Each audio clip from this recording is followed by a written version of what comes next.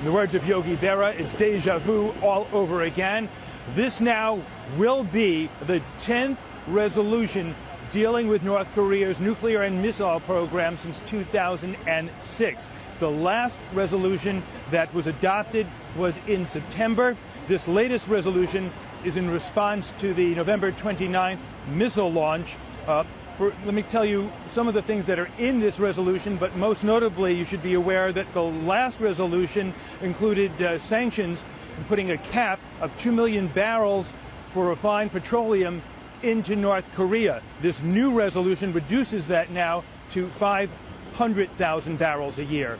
Other measures: it caps crude oil shipments to 4 million barrels a year. It requires that North Korean workers employed outside the country return immediately, and that has been a source of hard currency for North Korea. This new resolution will also allow for seizure of ships that are being used to circumvent sanctions. Additionally, Leland, this latest resolution, if it passes, the vote will be at 1 o'clock today, calls for high-ranking North Koreans as well as the Ministry of Armed Forces to put on a freeze, an asset freeze, and a travel ban. The vote, again, scheduled for 1 o'clock today. Not entirely clear yet if, in fact, China is on board. Leland. Yeah, China always a key vote when it comes to North Korea with their veto. How effective are these sanctions going to be, David Lee, if they are indeed put into place?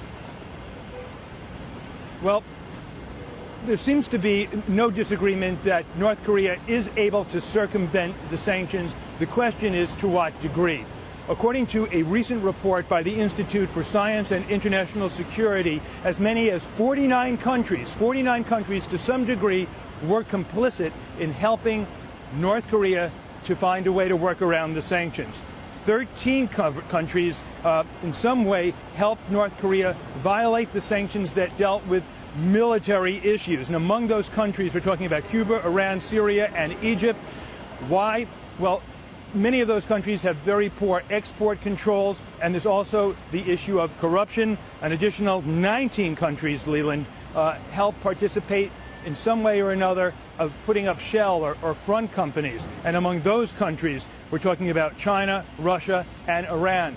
And lastly, it's worth noting here that North Korea is able to generate a significant amount of hard currency by hacking into financial systems. They've been able to get their hands on a significant amount of cryptocurrencies such as Bitcoin. They've also been able to hack into private accounts as well. They have 1,700 staffers on staff doing hacking round the clock.